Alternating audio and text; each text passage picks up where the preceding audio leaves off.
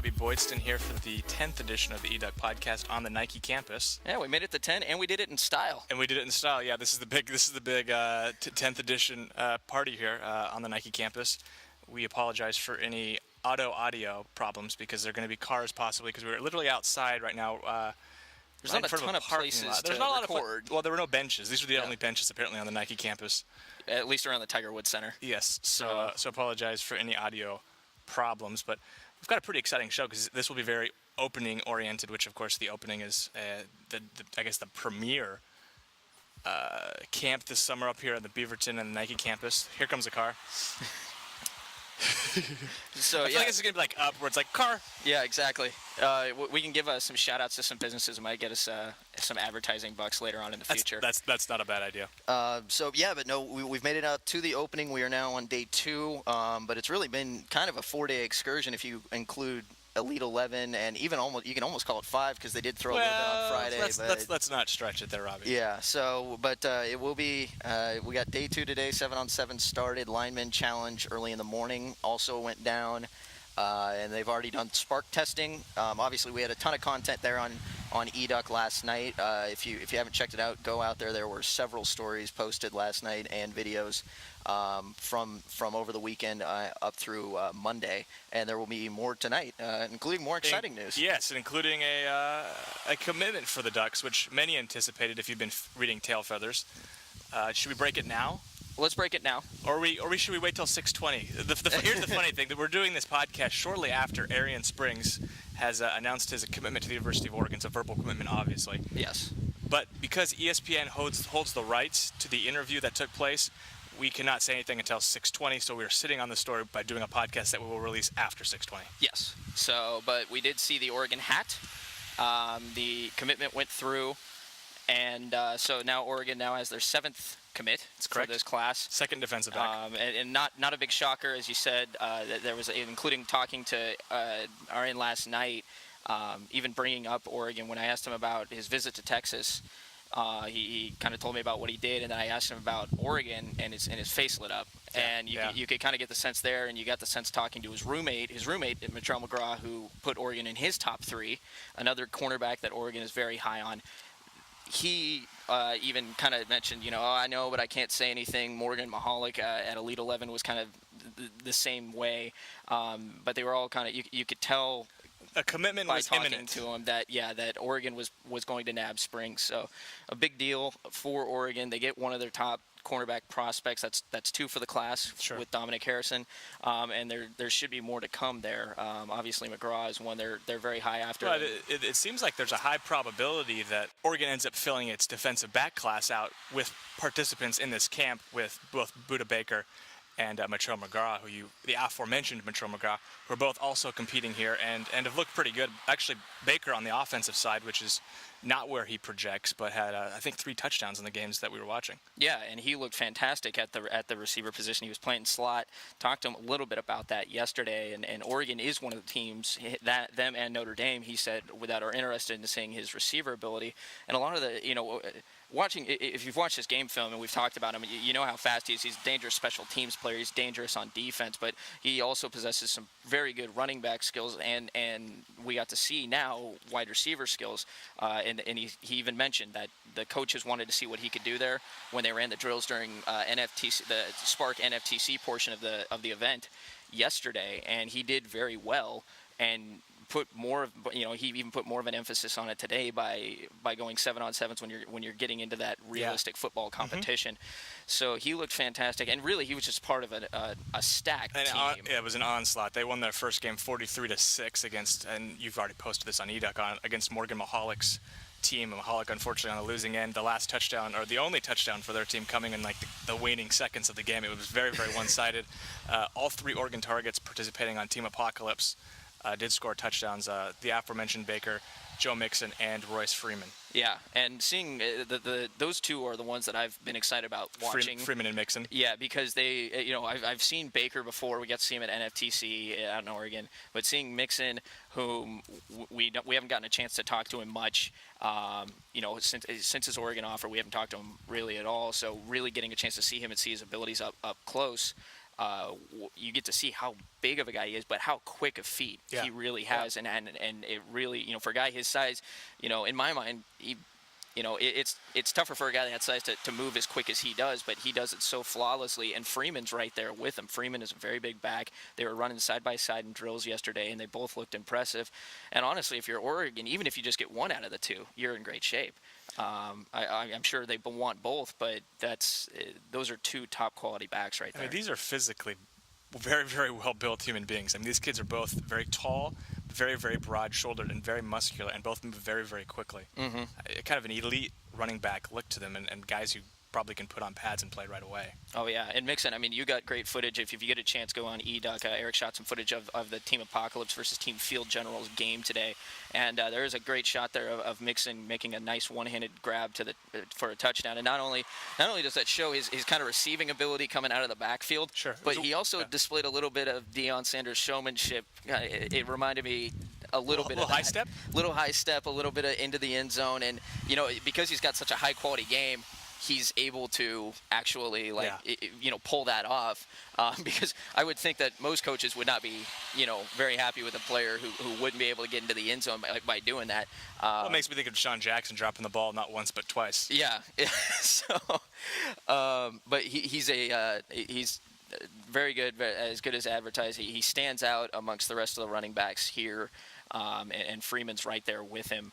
It's just it's kind of cool to see these Oregon targets, and then obviously we've seen Matrell McGraw and Springs. They were teamed up together. Springs bummed shoulder, actually injured it while he was at Oregon on a visit. He told me, and so I'm happy that didn't dampen his opinion of Oregon. Yeah, luckily for the Ducks, they had that kind of breathing room. But even that a couple weeks ago when he was talking about him having Oregon so high on his list, I think even then the trip he took to Texas a couple days ago was just a reassurance that he really wanted to go to Oregon, and as some posters have posted, and I think this is actually a very key component to this, is that even though he's made a decision, remember there's still we're in July, so we've got another 7 months before signing day. You want to count that out and make sure? I think it's actually 7 months almost to the day till signing day. Is it? Okay. And so we're pretty close to that. So, but that means, obviously Texas is probably going to still pursue him and other schools as well, because there's still plenty of time to try and flip these kids. Yeah, and you don't want to worry about it too much, but you think back to someone like Dontre Wilson last year, also out of Texas, who committed to Oregon, not quite this early, but around this time. I think it was right before the season started. Am I correct? I came in when by the time I came in, Dontre was already on the shelf, right? On the shelf, and that was almost a year ago. Yeah, so. and of course ended up flipping to Ohio State at the very last second. So these aren't final. That's why I think it's funny. We're getting official announcement of very unofficial commitments, I think. But very exciting contradictory of each other. But very exciting nonetheless for Oregon fans to pick up a guy of this caliber. Yeah, and he's another one of those guys that and of course everybody here looks like this, but saw him walk by and he's put together pretty well. Yeah, he really is, and he's got tats. And really cool tats. Pretty cool tats. Yeah. But it's kind of been the fun thing. Eric got out here today, and this was really. I thought you were supposed to say I've been here the whole week, so I sounded like an expert. Yes. I've been out here all week. He's actually been covertly hidden around the field shooting video for us. But honestly, this was the best day to show up. If you had time off work, I mean, this is open for people to come check it out. And if you do come out tomorrow, they'll have the 7-on-7 finals, the tournament going on, and the finals take place, I think, about 6-ish. So even if you want to get off work and come check it out. I think 6 is when the last game's supposed to be over, so maybe around 5. 5, yeah. So if you get a chance, come out. And then they got lineman challenges tomorrow, too. And those are really that's where you're going to kind of see how these kids stack up against one another. You're getting the straight one-on-one competition that you want to see between these elite athletes. And it's fun because you get to see kids wearing pads in 95-degree weather. Yeah, sweating profusely. They're dropping weight. I feel really bad for those kids because these are the guys who are wearing pads in like 90-degree weather in July, and then the skill position players are just in shorts and T-shirts. Yeah, exactly. And all the coaches are in shorts and T-shirts, like barking out orders to them, and it's those guys got to be hotter than Hades in there under those pads. Oh man, it's you feel for them definitely. But even with the you see 7-on-7 kids, you step onto that field in the morning, you don't even have to do any physical activity, and the way the weather has been out here, it's just you're sweating profusely. So absolutely, it's kind of funny. just seeing how hard and the caliber that these guys can still play in. Obviously they're taken care of a little bit, in terms of hydration and all that, but they're able to play at a high level this late into the day, going 110%. So it's you really are seeing the best of the best out here, and it's pretty cool to see. Changing subjects, because we would be remiss not to mention the sanctions that came down last week. Speculation over. Speculation is over. We can now discuss the official findings, and this is about a week late in terms of our discussion of it, but so most of the facts you guys are very, very well aware of, so we won't dwell on those. But I guess just the overall effect it has on the program, I think it's safe to say, is going to be much smaller than maybe was anticipated a year, 27 months ago when it first started. There was a concern that maybe that there would be loss of bowls, past games, past victories vacated, major loss of scholarships. In the end, it turns out Oregon will lose just one scholarship over the course of the next couple of years. Yeah, and that's huge. I mean, considering, and there are a lot of fans out there that college football fans of other programs that are kind of going, wait, what? Why we got the hammer brought down on us? Why not Oregon? Again, this is a best case scenario for Oregon. Sure. They don't ever, and we've talked about this. They don't use up the 25 scholarships every year. They haven't for a while. They didn't ever do it under Kelly's reign as head coach. Kelly's reign.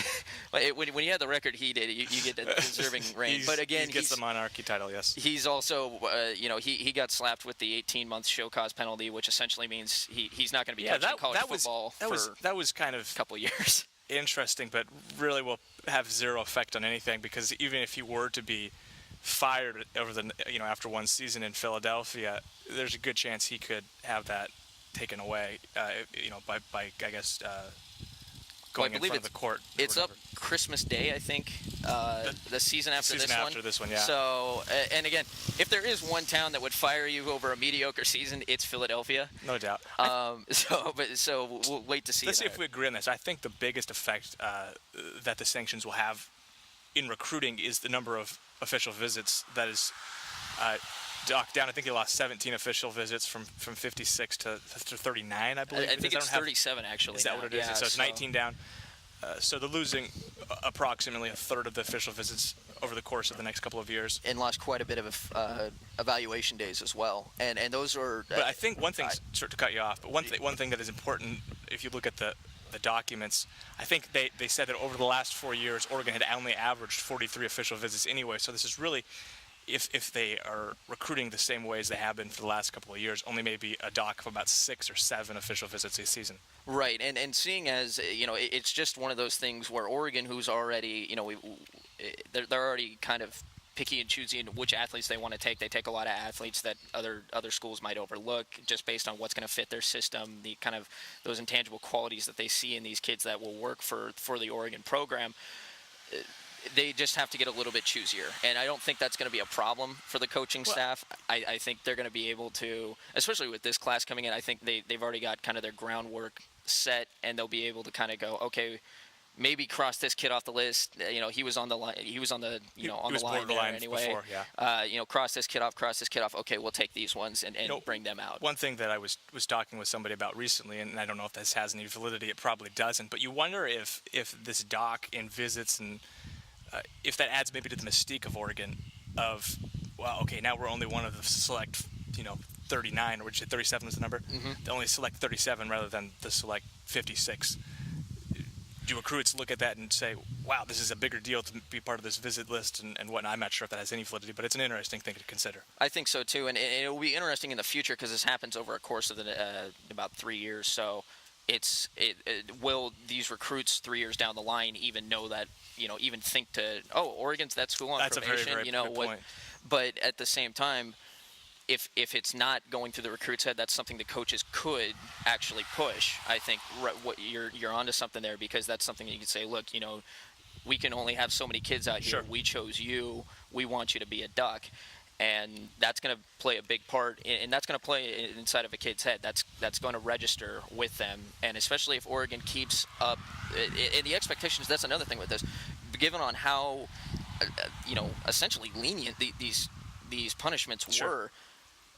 the expectations now, the pressure goes all the way back onto Mark Helfrich and the coaching staff to now, okay, you have to win those 10 games. You have to keep up where Chip was. If there was a stronger punishment there, I think maybe there was going to be a little bit more leeway. But I think now that the expectations aren't really going to change in terms of records and where they should be in the Pac-12. And one thing to consider also is, well, I shouldn't say to consider, but one thing that was interesting is we've even seen word now that the effect on recruiting was pretty immediate. Mm-hmm. It sounds like a number of recruits have now kind of regained contact with Oregon, put them on the list. I think one of them actually playing here today is Clifton Garrett. Clifton Garrett, yeah. One of the top linebackers in the country. He's a Midwest guy. Sounds like he's got a pretty heavy lean to LSU, but... Yeah, according to Alan Trio, Scout.com. But... And one of the guys I guess will be interesting to see is Demario Richard. He was one of the guys, and you spoke with Tim 3 or 4 weeks ago, and he said that he was going to hold off kind of including Oregon in that list until the sanctions came out. They've come out now. I'm not sure if you've had an opportunity to talk with him. He's not one of the participants in this week's camp. But we'll be interested to see how that plays into it. We were talking about running back recruits earlier. Mm-hmm. He's one of those top 3 or 4 guys that they're really focusing in on right now.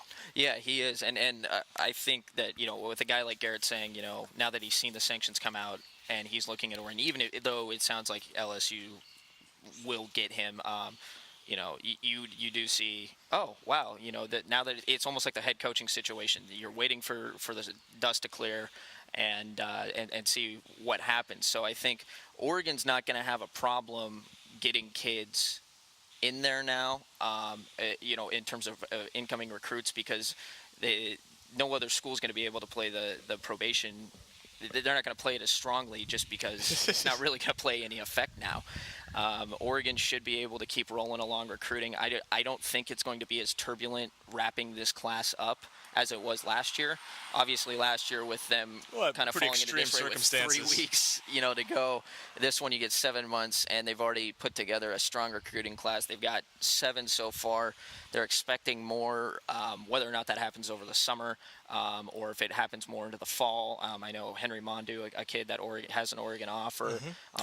Also playing here playing here. Yeah, he was a late addition, showing off some pretty good tight end skills here, and really kind of proving himself as one of the top Oregon players, along with his teammate Joey Alfieri, who made the Spark Finals. He does not have an Oregon offer, but he's still waiting on one. Hopefully, waiting for one of those. As he liked to say, Oregon's known for traditionally offering late, so he's hoping he's like maybe in a month or two I might get it, So. We'll see what happens there, but Mondu, he said that he should be committing during the season. Matrell McGraw said he might commit on August 26th, depending on whether or not his coach thinks it's okay. But if that doesn't happen, then he's going to take a visit to Florida State. And then regardless, he's taking an unofficial to Florida State, and then if he decides in August, he'll decide. But if he does not, he's going to take 3 official visits to his top 3, which means he would get another return visit to Oregon. I'm sure Oregon that's one of those kids Oregon would bring back, obviously, given the interest they've shown from him pretty much right off the bat in this recruiting season. So again, the ball's just going to keep rolling for Oregon football here. It's a sigh of relief for Duck fans to know that this is kind of just going to end up being a minor bump in the road rather than something that's going to hold the program back. And with recruiting, it's another sigh of relief for Oregon fans who they can now kind of turn their focus back to those, can we get those top guys, or sure. Is it going to be, will they be holding back because of the sanctions?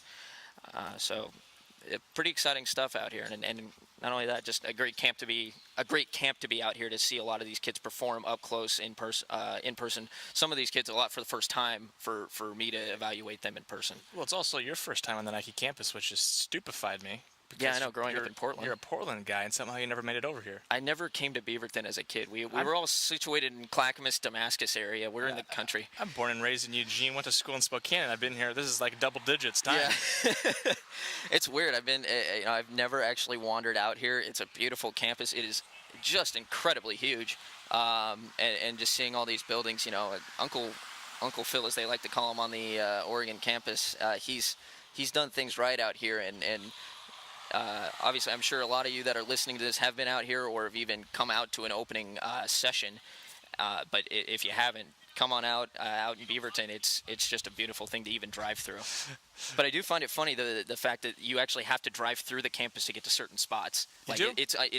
You can't really walk. It is from legitimately here. a campus in that way. Actually, larger than some collegiate campuses. Actually, probably bigger than Gonzaga was.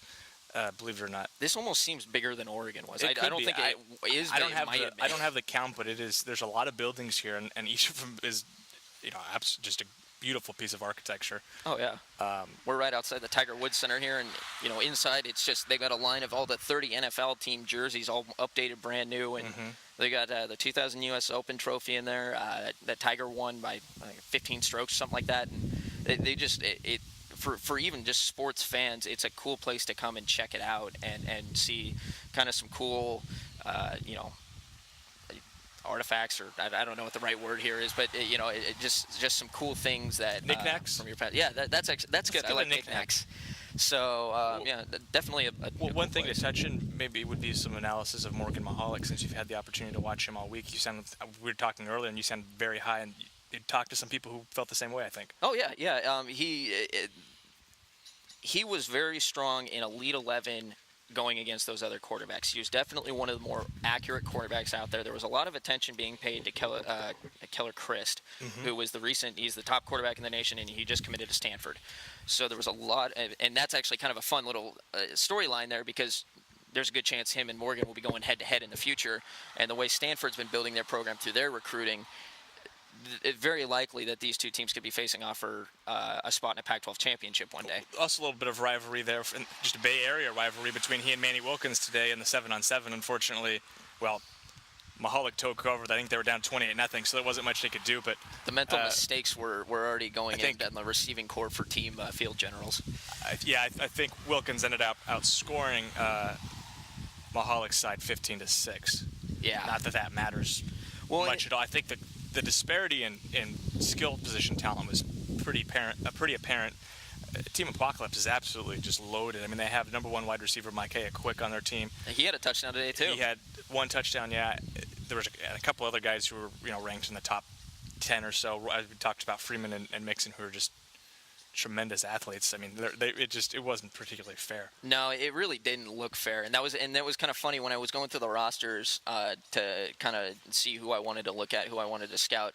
I wrote down the Oregon targets for each team, and looking at Apocalypse, I just looked at it, and I think I told Steve, I was just like, I can't wait to watch these guys, because this team's just loaded with just flat-out speed. And they burned them. I mean, Baker, it was only a couple plays into the game where Baker grabbed an 80-yard touchdown pass and just burned someone on a go route. Tons of credit to Jacob Park, who won't mean much to Oregon fans, but maybe will mean stuff on the national stage, because he was the quarterback for the first half and was just absolutely on the money in almost every throw. I think he had 4 touchdown passes. Yeah, amazing. He was fantastic, and they were able to just spread the field on those guys. And it wasn't like the team field generals. They had a stout secondary. Dory Jackson, who Scout has listed as their top DB, and then you had Darius Pickett there as well. And those were two big.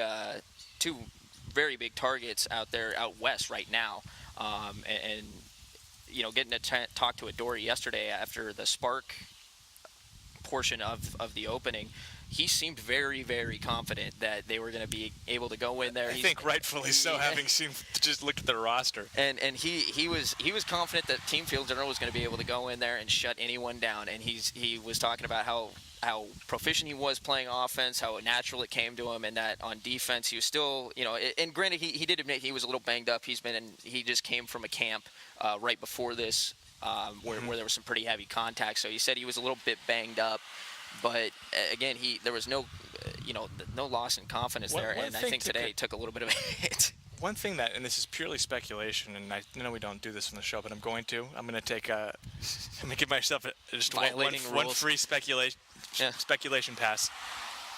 It'll be interesting to see if Oregon ends up looking at Baker as an offensive player, what effect that would have on the defensive back recruiting class. Guys like Lockett, who just committed to Washington, in large part because of Jonathan Lockett. Jonathan Lockett. Yeah. What did I say? Oh, yeah. I didn't hear the first name. That's all. Yeah. Sorry. Jonathan Lockett, if we're going to say the full, who is also participating here. Yes. Who just committed to the University of Washington.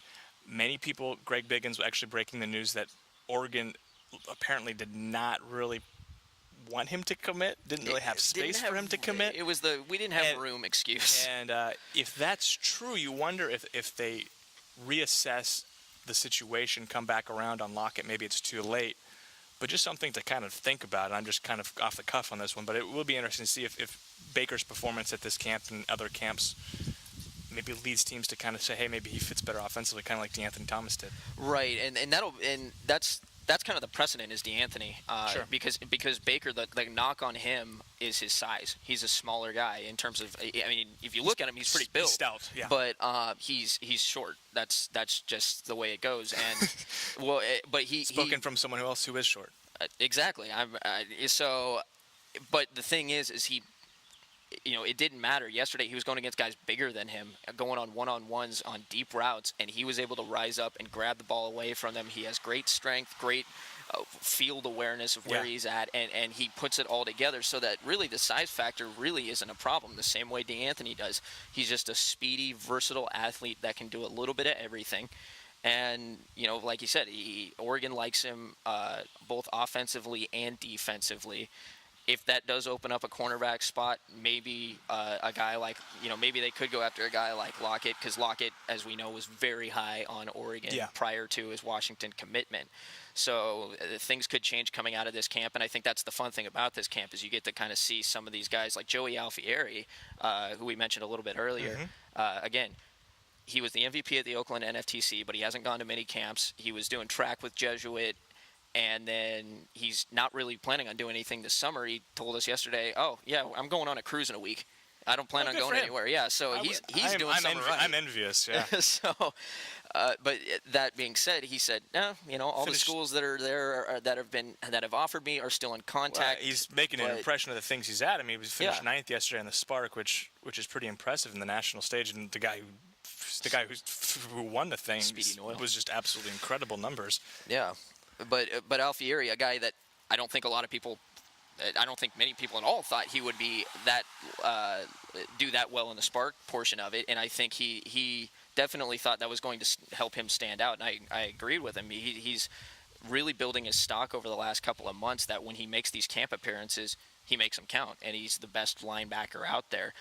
During 7-on-7s, I didn't get a chance to see much of him today. Yeah. But at the same time, the fact that individually he's able to do what he can, and just reading reports on him about his ability to, make the right play. He's a smart player, and he's got actually pretty good measurables. He probably wants to put on a little bit of Spark numbers. If you look at him, he actually looks pretty skinny. He's a very kind of skinnier guy, but he's definitely lean. built like looks like he's built like a linebacker.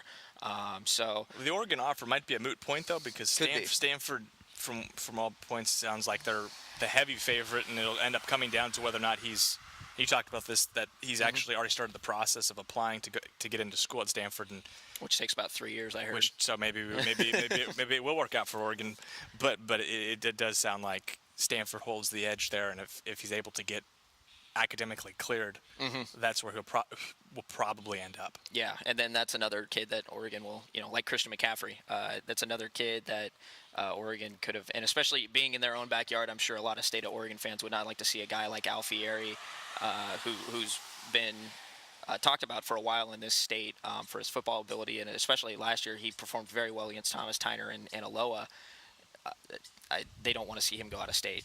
Oregon fans are very protective of those kids that are top in-state prospects going somewhere else. So yeah, that pretty good wrap up there for the opening, I think. And we will have some interviews, I believe. Yeah, I will be posting those. You'll hear this at the end of the podcast here. We're going to go collect them now, and we'll post. Hopefully, we're going to be talking to Springs and Freeman and Mixon, but we'll post whatever we can get at the end of this podcast. So stay tuned. There'll be a bit of a lead-in to let you know who you're going to be listening to. We'll play the interviews for you and continue to have more coverage for you from the opening tomorrow. Again, we've got the entire scout staff out here. Most of the national or the regional writers are out here, all the experts, and they've been very kind and kind of giving us pointers and getting us a lot of data and a lot of info. So please continue to check the eDuck forums, tail feathers. Check the eDuck site because a lot of those stories will be posted on the front page. Also check the latest news because it's been updated quite a bit over the last few days, so some stories might have got lost in the fold. You might not have seen everything. So please go back, check, read up. You're going to get a lot of great info out of this camp right before you head into kind of the thick of the off season. So stay tuned. Should I make one basketball note? Go for it. Joseph Young, Houston, is coming to Oregon. Well, let's break that down really quick here. I said quick. Quick. Yeah, that's another solid get for Oregon right there. Very solid. If I'm not mistaken, I'm going to direct that to you. You aren't mistaken on this one. Okay. Call me an expert if you want. Yeah, big get for the Ducks. Obviously, Oregon, we talked about it after they picked up Marty, had 2 scholarships available. One of which sounds like somebody from Slovakia's last name, part of the name. One of which is set to go to Cristiano Felicio, depending upon whether or not he's able to gain enrollment, which it sounds like he's getting closer towards that, but we don't have anything official there, so we won't speculate. Yeah, that's our tagline. But Oregon really had one scholarship available to give out, and oftentimes, Dana's been reluctant to give that out, like to have one sitting around for a transfer like this. Young, obviously, I think just too good to not take. A guy who went to the same high school as Damian Dotson's, a couple years older, averaged 18 points a game last year for Houston. In the Conference USA, was the second leading scorer in the conference. And Conference USA is no slouch. They've got play really good basketball there. Memphis is in that conference. Son of Michael Young, who was part of was on the Houston team along with Drexler and Elijah One, I believe. Phi Slamma Jamma, one of the all-time greats there. I think he's 4th or 5th all-time in their program. His father, Michael, was actually part of the program for 15 years. As director of basketball operations. I think they tried to reassign him somewhere else. This is kind of the backstory as to why Young looked to transfer. He was reassigned somewhere else, went in and basically gave him an ultimatum saying, hey, I'm not leaving this post. This is what I want to do. Mm-hmm. Terms were not agreed to. He left the university unfavorably, and Joseph decided to follow his father. Only visited Oregon and Arizona, I believe. Will attempt, because of the circumstances, to apply for one of those hardship waivers we've discussed recently to have an opportunity to play right away. It's a strange circumstance because his last season at the University of Oregon will be the 2014-2015 season. We don't know if that's going to be 1 year or 2 year, depending upon whether or not he gets that hardship waiver. Right. If he doesn't get the hardship waiver, he has 1 season in 2014-15. He'd have to sit out this season. Would be able to participate in team drills and stuff, but not travel or play in games. So, but he'd be able to get familiar with the offense, be able to kind of get familiar with the systems. Which is huge, and is essentially what DeVoe Joseph did the year before his only season at Oregon, where he was the Ducks' leading scorer. I think averaged about 17 points a game. Heck of a shooter. Great shooter. And Joseph, very similar in terms of how he scores the basketball. Electric shooter, I think shot 42% from 3 this past season. Averaged about 5 or 6 attempts a game, so that's a pretty high clip. Yeah. Shot the lights out at the free throw line. One of those guys who shoots in the mid-80s, which is very, very, very good. If he's able to gain eligibility immediately, the Oregon's roster is really, really coming together. You got to think they go a little smaller now and go with Artis at the point guard, Young at the shooting guard. Dotson slides over and plays the 3, which probably puts Elgin Cook, who's I think the guy a lot of us projected to start at the 3 on the bench. Then you're looking at Mosier and Carter in the front court. And then, along with a number of other guys that they've got. But you've got a deep bench. You've got a very, very deep bench. And I think the way that Dana wants to play, he loves finding 9, 10, 11 guys that he can put in that rotation. Young's just obviously another one of those guys, and possibly a guy who looks to be the leading scorer just because of the way he's been able to score the ball in the past. Do you think that now that they've kind of put this team together with the transfers that have come in, and if he does get this hardship waiver, what do you think the expectations are now for Oregon basketball heading into next season, especially coming off a Sweet 16 appearance? They can only go up, right? I mean, I think there was a lot of concern not only after who they lost, because they lost pretty much. I mean, it'd be interesting to see what percentage of their scoring left, but it would certainly over 2 guys that are hard to replace. Over 70%, and Carlos Emery and Tony Woods also. I mean, all 4 of those guys, big-time contributors. I'm guessing it's probably 60%, 70% of the scoring left. I think it would have been very easy to kind of say, well, it'll be a rebuilding year. But the way that Dane has been able to put this program together in the past couple of years, there has been a precedence here of picking up these transfers and turning them around really quickly and having, seeing, I guess, the results quicker than most people expect. I don't think that changes this year. I think especially with both Young and Moser, who were very, very highly regarded these past couple of years, you're looking at guys who are going to be immediately able to come in and play. These aren't junior college guys who have to get used to the level of basketball, the speed of the game. These are guys who've played at a high level and played at a high level of competition and played at a high level against that competition. Yeah. So it will be very interesting to see. I hate projecting round, but I think that you have to think they're a tournament team if Young's eligible immediately. I think they're a tournament team regardless, almost, and that they should be competing for the upper part of that conference. I still think Arizona's probably the cream of the crop there, just based upon how they've recruited the last couple of years with Sean Miller. But Albany's owned Miller so far. Miller hasn't beaten him yet. Yeah. So that's something definitely to look forward to heading into next season, I think that's a big get.